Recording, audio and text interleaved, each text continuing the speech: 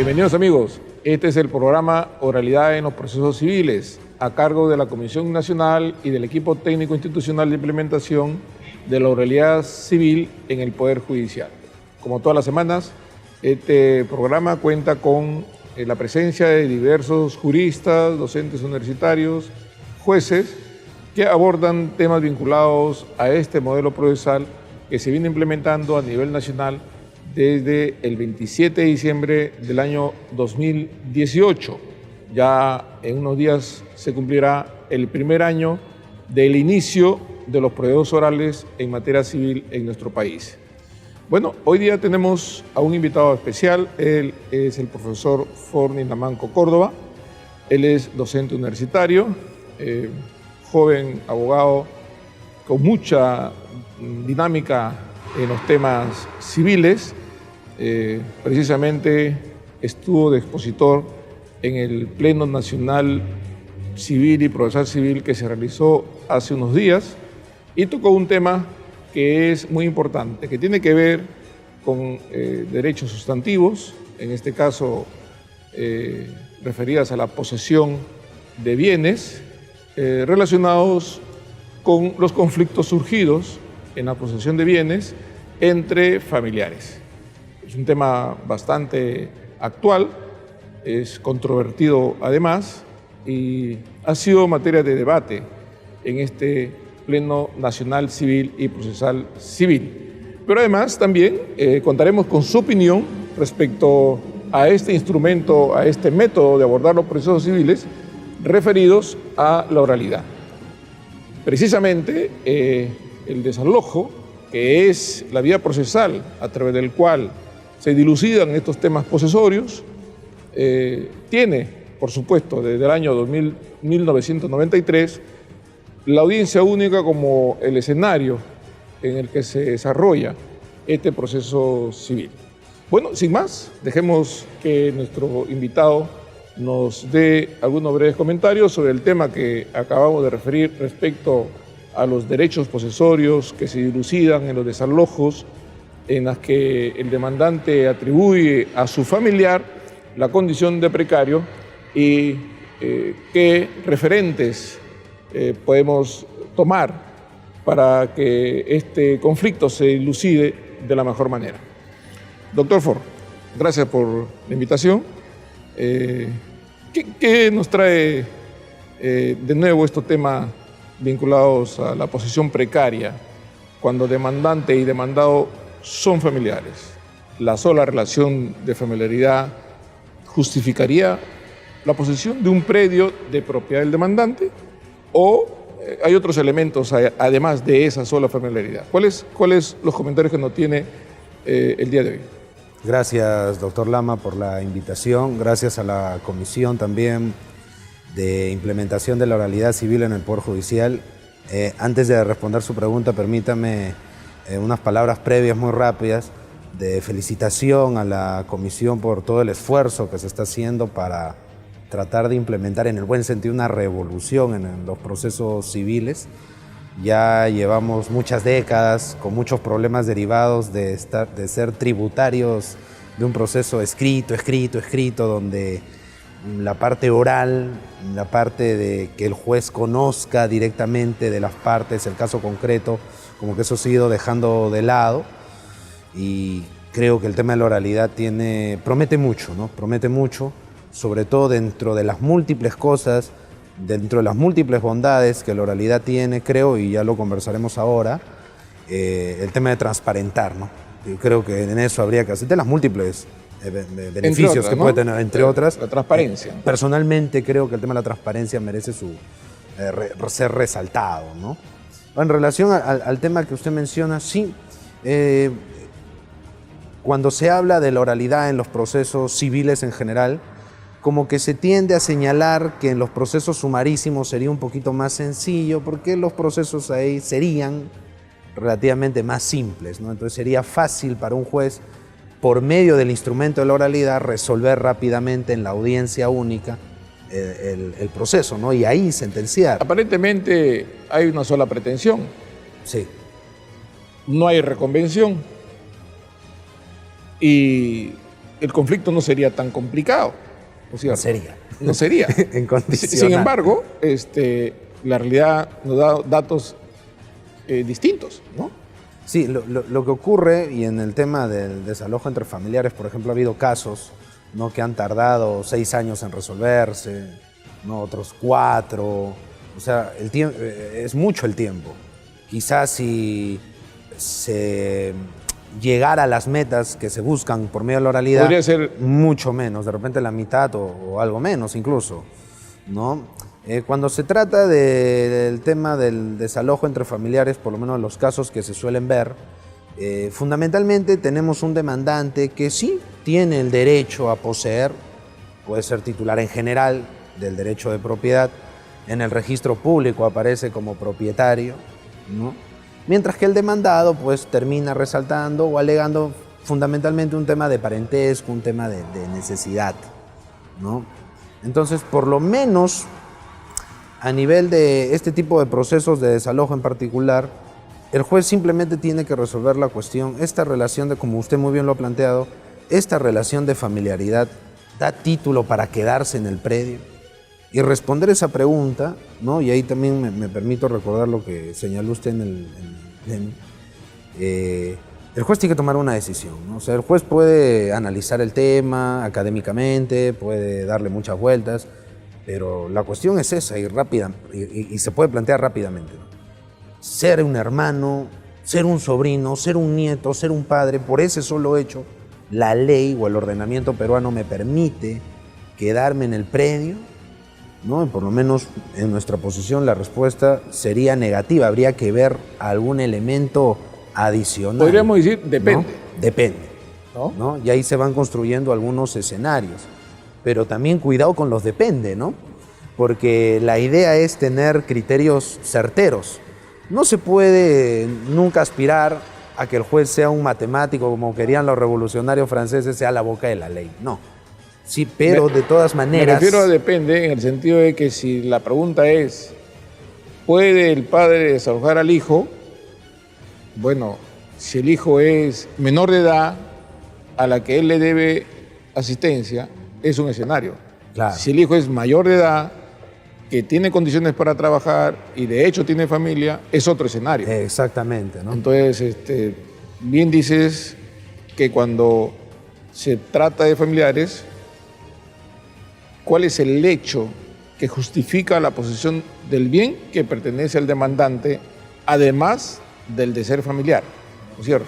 Que además de ser familiar o que en el marco de la relación de familiaridad o de parentesco, el juez advierta, en el caso concreto, que existe ese deber de asistencia. Si no existe ese deber, de lo que las partes han alegado, el juez tendrá que estimar la demanda de desalojo. Entonces todo radica sobre si en el caso concreto existe o no el deber de asistencia. Hay diferentes escenarios, no hay una fórmula secreta para esto, ¿no? Parece que la regla general es el deber de asistencia que emana de la ley, no de un acto de solidaridad o de compasión, ¿no? No, el demandado tiene que encontrarse en una situación de que requiera la asistencia. Sí, pero es importante, creo yo, resaltar que en estos escenarios la carga de probar esa situación correspondería en principio al demandado, ¿no? Porque el demandante muestra, señor magistrado, yo tengo mi título para poseer ese bien. Entonces eso tiene que ser rebatido con un nuevo hecho. Y quien tiene la carga de probar ese nuevo hecho sería pues el demandado, ¿no? El que niega, ¿no? El que niega, ¿no? Decir mi situación económica es muy precaria y necesito el tema de la asistencia, ¿no? Tendría que demostrar sus ingresos económicos, de repente que tiene alguna discapacidad, por ejemplo, ¿no? Y sobre esa base convencerá al juez de que no puede atender por sí mismo digamos, el tema de la vivienda, ¿no? Entonces ahí será entonces el demandante a quien le correspondería atender ello, ¿no? El abuelo propietario de un bien demanda de desalojo Nieto. a la nuera que vive con su nieto, ¿no? Creo que se escenificó en el pleno de este hecho.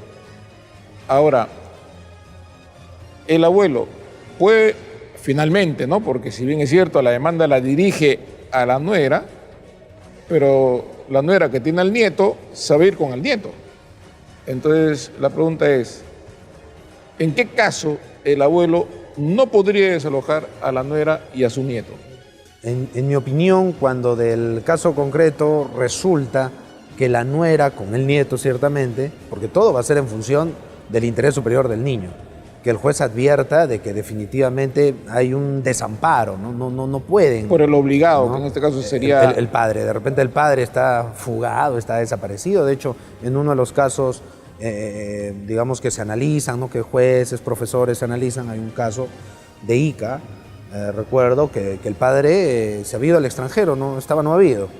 ¿no? O sea, no había quien asista conforme la ley señala a ese menor. Exactamente. Pero muy distinto sería el caso, doctor, ya un supuesto hipotético, que resultara que la madre tiene un buen empleo. La madre, la nuera del demandante. Exacto, ¿no? La madre de los niños, la nuera del demandante, que tiene un buen empleo y tiene ingresos económicos importantes. En ese escenario, pues, la demanda tendría que ser declarada fundada porque resulta que la madre tiene los medios económicos suficientes para eso, ¿no? Para atender la vivienda. Comentábamos fuera de cámaras la vocación hereditaria, que es un caso de la vida real. Sí. O sea, tampoco es un tema inventado en las aulas académicas. Frecuente. El demandante propietario de un bien en el registro demanda a su hermano, pero resulta que el hermano demuestra que el bien de propiedad del demandante fue de la madre común de ambos. Tenían padres diferentes, pero la madre era la misma, y al fallecer la madre deja un bien, que es donde vive el demandado. Entonces, él se declara único heredero, sabiendo perfectamente que lo excluye indebidamente. Hay una preterición al derecho del demandado. Formalmente, las cosas estarían aparentemente claras. El demandante tiene título de propiedad en el registro y el demandado no tiene título de propiedad en el registro. Hay relación de familiaridad. En este caso, el título que supuestamente invoca el demandado, ¿sería correcto? ¿Sería válido? Sí, yo tendría ahí, doctor, que enfatizar que es un caso común. Eso es recurrente. ¿No? Yo sí lo he visto más de una vez, ¿no? Lamentablemente los hermanos, pues, que tienen alguna discrepancia por el tema patrimonial, muchas veces no escatiman y mienten, ¿no? Incurren en alguna falsedad y se declaran herederos universales cuando no lo son, ¿no? Y tienen hermanos, ¿no? Que deberían... Y justo excluyen al que está en el inmueble, ¿no? Paradójicamente, ¿no? Es ya curioso, anecdótico, ¿no? En ese caso, yo creo que la demanda debiera ser declarada infundada, pero no porque sea un hermano contra hermano y por la relación de hermandad. No. Sino porque en este caso concreto resulta que el hermano, pues, es heredero, eso se advierte. Se tiene vocación hereditaria. No ha sido formalmente declarado. Es cierto, ¿no?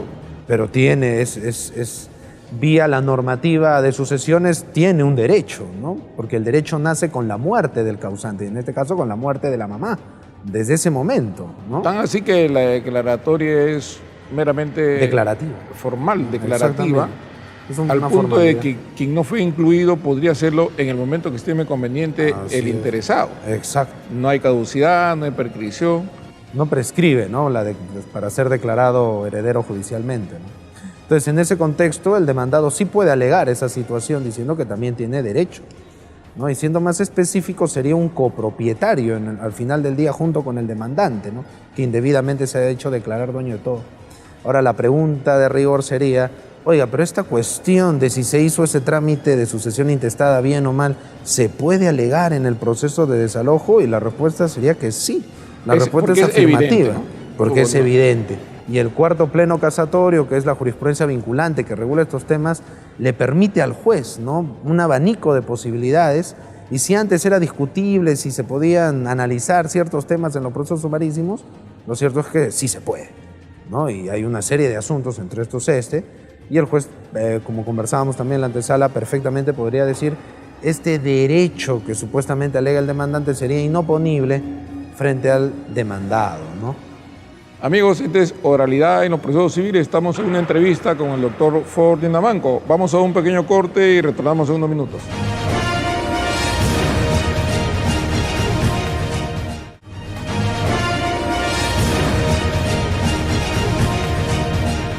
Título posesorio.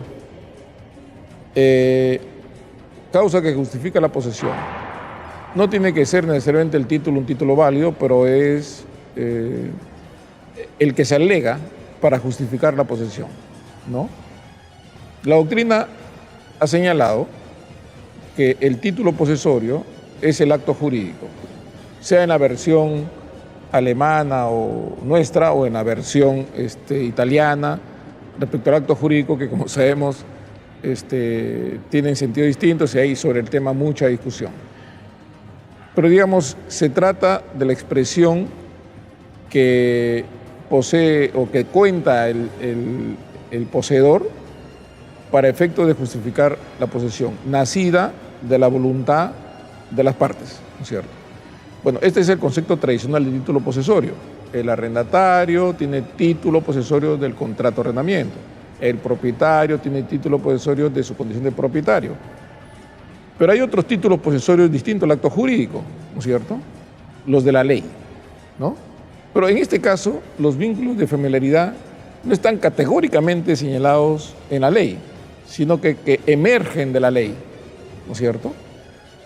Si emergen de la ley, podríamos nosotros incluir como títulos posesorios algunos conceptos genéricos que se invocaban en el Pleno, referidos a los temas de solidaridad humana, unidad familiar, para que se proteja a la familia, que es una institución tutelada constitucionalmente, sin aterrizar en alguna disposición normativa que soporte esta justificación. ¿Qué opina de este argumento? Sí, en mi opinión, creo que en aras, ¿no?, de tener criterios un poco más precisos, habría que tratar de buscar la normativa infraconstitucional o la normativa que desarrolla estos valores de protección a la familia, de la unidad familiar y también de protección de los sujetos en situación de vulnerabilidad, ¿no? De hecho, el propio Código Civil establece, por ejemplo, ¿no?, el deber de asistencia de los padres en relación a sus hijos menores, ¿no? Al establecer el derecho de alimentos engloba la vivienda, por ejemplo, ¿no? El Código Civil también permite o establece, obliga a los padres de que los hijos entre los 18 y 28 años que lleven adelante estudios superiores exitosos, los padres también tienen que seguir dándoles la asistencia sin perjuicio de discutir qué se entiende por estudios exitosos. Exactamente, que ya también es otra discusión. Si lo jalaron, ¿no? Si no lo jalaron, si repite de año. Bueno. Exacto. Y de forma permanente para los hijos en estado de discapacidad, ¿no? Y como se mencionó también en el Pleno, por ejemplo, en el caso de los adultos mayores hay una ley especial, ¿no?, la ley de la persona adulta mayor, cuyo artículo 7 expresamente habla del derecho a la vivienda del adulto mayor, ¿no?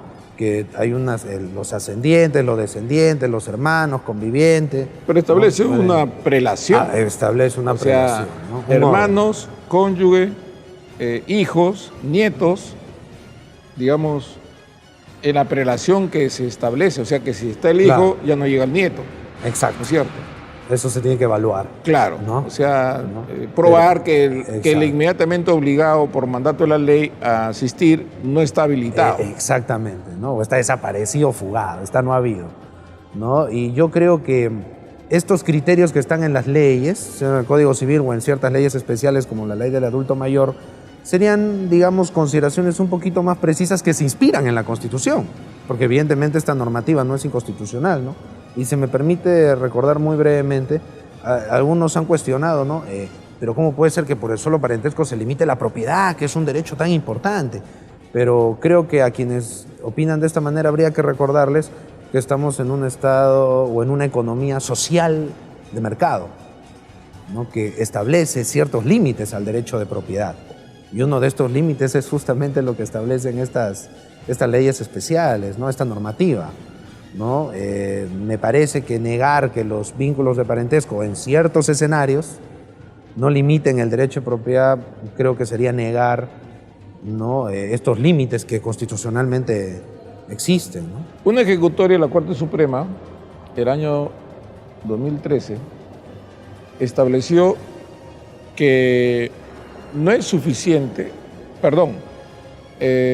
los alimentos, si bien constituyen causa que justifica la posesión, no son lo único que justifica la posesión, sino la condición de hijo menor.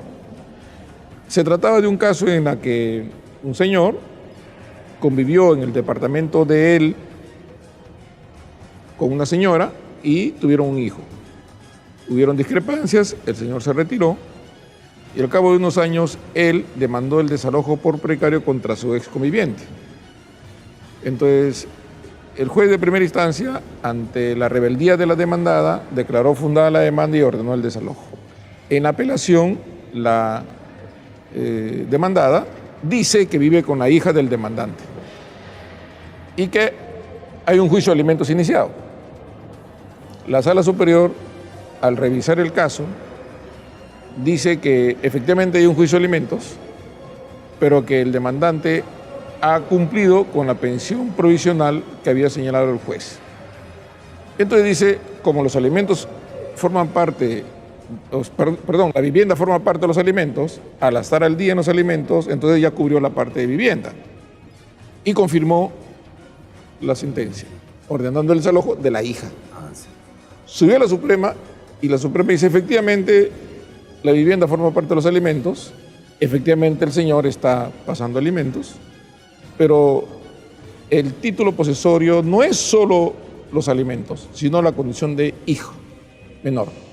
El deber de asistencia no se acaba, digamos, con los alimentos, ¿no? Y declaró, por supuesto, infundada la demanda. Los alimentos es parte del deber de asistencia. ¿Es lo único? Según esta ejecutoria, ¿está de acuerdo usted con esto? Bueno, yo diría que de repente hubiera sido un poco mejor tener en cuenta lo siguiente, ¿no? Que cuando el demandante resulta estar al día con los alimentos, hay que recordar, para decirlo, digamos, en términos sencillos, que en los juicios de alimentos no hay cosa juzgada. Los alimentos van variando, ¿no? Si en el proceso de desalojo el demandante dice, no, tiene que irse porque yo cumplo con los alimentos, pues eso el juez del desalojo podría volverlo a merituar, ¿no? Por la naturaleza variable de los alimentos, ¿no? Entonces, supongamos que la pensión asignada es 300 soles. Podría considerar el juez del desalojo que es manifiestamente insuficiente y decir de que por más que esté al día, resulta del caso concreto que correspondería un ajuste, ¿no? Y en base a ello, declarar infundada. No, pueden ser distintos caminos para llegar al mismo resultado. Sí, claro. Que el argumento central de la Corte Suprema es la condición de hija al que existe deber de asistencia. Es decir, los alimentos son una parte. Claro. Pero el deber de asistencia es más allá integral de los alimentos. Claro, también podría ser una idea. El título posesorio pasó de ser el acto jurídico, la ley expresa, para ser aquel que emana de la ley implícitamente, pero de la ley, no de la moral, de la solidaridad, ¿no es cierto? Porque si no, eso se convertiría en algo muy etéreo. Muy etéreo, ¿no? Y riesgoso, ¿no? Sobre todo eso, ¿no? Sobre todo eso. Por eso creo y resalto que habría que ir un poquito a esta, como bien menciona usted, emana de la ley. Hay que tratar de identificar cuáles son esas normas. El hecho que sea implícito no hay un parámetro exacto. Claro, siempre va a haber un margen, siempre hay un margen de discreción, ¿no? El juez, por lo menos en mi opinión, es un creador del derecho finalmente, ¿no? Entonces, y creo que en el marco de la oralidad también hay que ser conscientes de eso, ¿no? No es que las cosas se van a resolver como matemática, eso no va a pasar, ¿no? Simplemente de que en un escenario donde las normas pueden ser interpretadas de diferente manera, y eso ocurre tanto en un escenario de proceso escrito como en un escenario de proceso oral, ¿no? Rescatar pues un poco las ventajas del proceso oral, y una de esas ventajas no es que la discrecionalidad o la interpretabilidad de las normas vaya a desaparecer, ¿no? Esa es una cuestión ajena al proceso, ¿no? El hecho de que las normas sean interpretables. Oralidad, y con esto terminamos, doctor Ford. Oralidad podría ser, por ejemplo, este escenario. demandante que preterió al demandado poseedor del bien y que la acusa de precario, el juez le pregunta, ¿lo conoce? Y él le responde, sí lo conozco. ¿Quién es? Es mi hermano. Y sin embargo no lo declaró heredero. O sea, el juez ya no solamente se limita al documento, sino que a la propia declaración inmediata, directa de las partes, y de inmediato el juez se forma ya una idea del caso. La inmediación, aparte de la transparencia, es un elemento importante en un proceso muy rápido, que no debería ser muy largo y que se restringe a la audiencia única que viene existiendo hace muchos años. ¿Qué reflexiones finales le merecen el desalojo por precario en relación de familiaridad desarrollado en la audiencia única con el molde de oralidad? Sí, yo quisiera destacar, y es una cosa que siempre he tenido en mente, y muchas gracias por el espacio, doctor. Fíjense, yo quisiera que las personas, ¿no?, profesionales, colegas o no, que nos ven, quisiera que se note cómo en esta conversación los casos pueden resumirse rápidamente. Rápidamente se puede dar la esencia de un caso concreto. No demanda muchas horas identificar los elementos clave de un caso para resolverlo, ¿no? Y esa es una de las ventajas de la oralidad, que se puede llegar a esa, si se me permite la expresión, esa carnecita del caso gracias a la inmediación. Muchas veces para el juez es un poco ver varios tomos, tanto por escrito, llegar a esa carnecita de repente le cuesta mucho más tiempo. Y ahí está el rol de los abogados también, ¿no? El juez, es cierto, tiene que promover, pero las propias partes también tienen que colaborar, ¿no? Esto es un trabajo en equipo, ¿no? Y creo que habría que tomar conciencia de eso, ¿no? Porque la oralidad también va a permitir a los litigantes identificar qué abogados hacen bien su trabajo y qué no. Eso se va a notar ahí. Ya el mal abogado no le va a poder mentir o contarle un cuento a su patrocinado diciendo mi escrito estuvo muy bien, mi escrito estuvo convincente, yo no sé por qué el juez no nos hizo caso, ¿no? Y con la oralidad esas personas van a quedar al descubierto completamente, debieran quedar. Los litigantes van a ver a sus abogados en acción. En acción. Exacto. Y si no se conduce bien, no litiga bien, no convence, entonces no ha sido el mejor abogado. Exacto. Bueno, pero también lo va a ver al juez. Si el juez no se ha preparado, si el juez está improvisando, Exacto. si el juez dice una cosa por otra, entonces el litigante dice el juez está mal. Claro. O no responde a los argumentos de las partes. Entonces, ese es el tema de transparencia. Exactamente, ¿no? Sus palabras finales, doctor Ford. Sí. Para cerrar esta entrevista. Muchas gracias, doctor, nuevamente por la invitación. Todos los éxitos a la Comisión de Implementación de la Oralidad Civil. Yo hago una invocación, ¿no?, a los colegas, magistrados, estudiantes de Derecho, ¿no?, que apostemos por este mecanismo, ¿no?, que tiene una serie de bondades. Estamos, es cierto, en los primeros pasos, hay que también ser conscientes de que esto es un proceso, estos no son cambios de la noche a la mañana, ¿no? Nadie creo que puede traer una fórmula mágica para que la justicia civil en el Perú mejore de un momento a otro, pero creo que la herramienta de la oralidad es muy prometedora, sobre todo si nosotros en materia civil nos nutrimos en el buen sentido de los errores de otras experiencias para no repetirlos, ¿no? Esa sería mi idea final, doctor. Gracias. Muchas gracias, doctor Ford. Gracias. Esto ha sido todo por hoy y nos estamos viendo en un siguiente programa en Oralidad en los Procesos Civiles, en Justicia TV, el canal de los jueces. Muchas gracias.